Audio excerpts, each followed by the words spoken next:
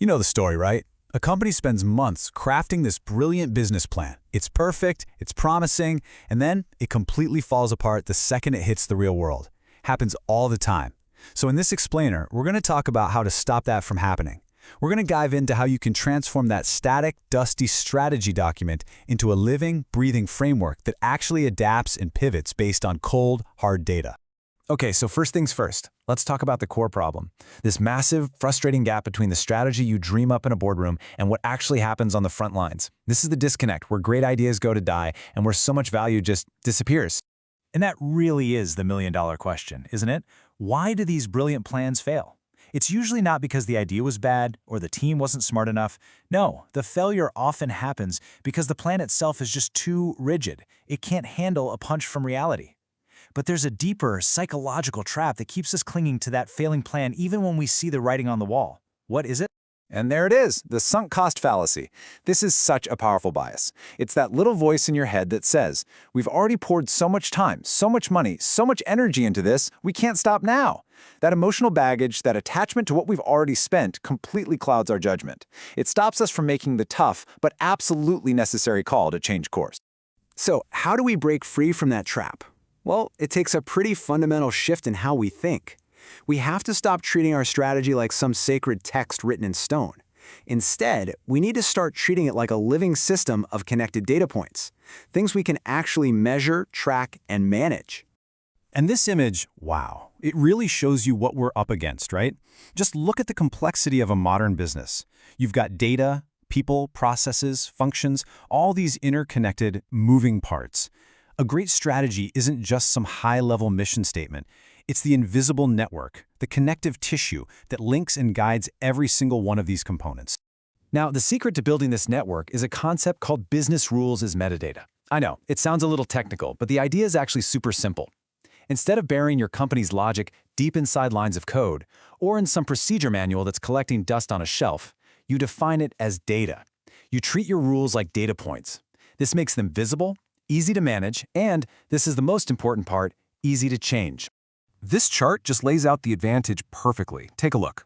Your old-school, process-driven rules, they're super rigid, but they're hard-coded and a pain to change. Then you have procedure-driven rules, the manual, which are flexible, but let's be honest, they're really easy to ignore.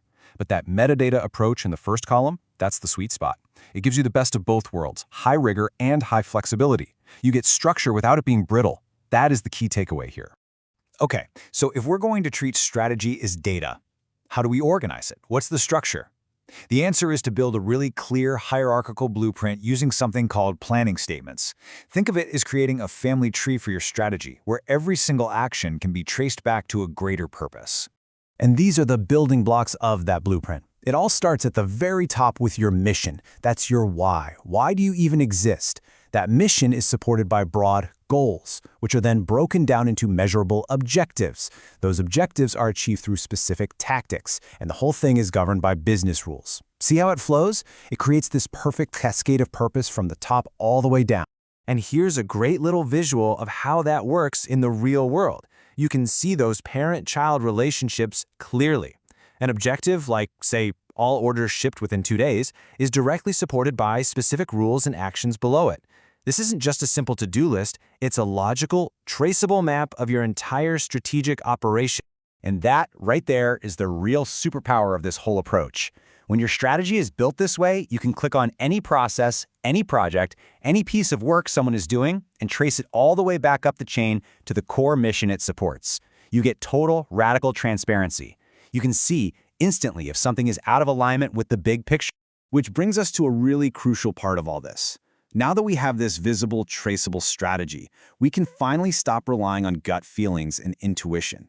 Instead, we can use clear, objective data signals to constantly monitor the health of our strategy and know exactly when it's time to make a change. Here's a huge one, the LTV to CAC ratio. That's lifetime value to customer acquisition cost. To put it simply, it asks, for every dollar you spend to get a new customer, how many dollars do you get back from them over time? You really want that ratio to be at least 3 to 1. If it's not, if it costs you more to get customers than they're worth, your business model is fundamentally broken. This next one is like a direct pulse check on whether you've actually created something valuable. It's called the Sean Ellis test. You just ask your customers one simple question. How would you feel if you could no longer use our product? If fewer than 40% of them say they'd be very disappointed, that is a massive red flag. It means you've probably built a nice-to-have, not a must-have. And then there's the ultimate survival metric, your cash runway. How many months of cash do you have left in the bank to keep the lights on? If that number drops below 6 months, the time for nice debates and slow decisions is over. That's not just a signal to pivot, it's a screaming alarm that you need to pivot right now just to survive. So how do you keep an eye on all this without going crazy? Use a simple dashboard. Just like this one. You track your key vitals every single month. Your burn rate, your LTV to CAC, your user churn. This turns your strategy review into a repeatable, data-driven process. No more guessing games. The data tells you plain as day if you're green, yellow, or red. All right, let's say the dashboard is flashing red. The data is telling you something is wrong, it's time to pivot. But what does that really mean? It's not about panicking and throwing everything out. A pivot is a deliberate, structured change in direction based on what you've learned. It's not chaos, it's a calculated, strategic maneuver.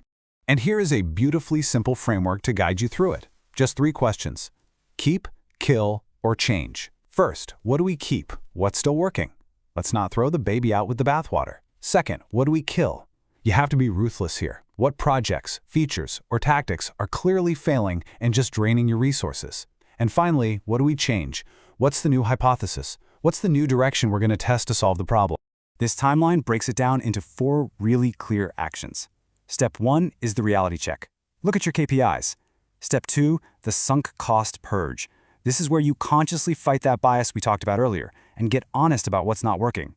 Step 3 is generating new hypotheses, brainstorming new paths forward. And step 4, and this is the most important part, the commitment. You pick one path and you act decisively. And please, don't forget this last step. So many companies do.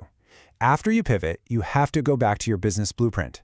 You have to update those planning statements, your new direction, your new goals, your new metrics. They all need to be formally baked into the system. This closes the loop. It makes the new strategy the official source of truth for the entire company. So I guess I'll just leave you with this one final question to think about. In today's world, a strategy that is simply built to last is pretty much guaranteed to become obsolete.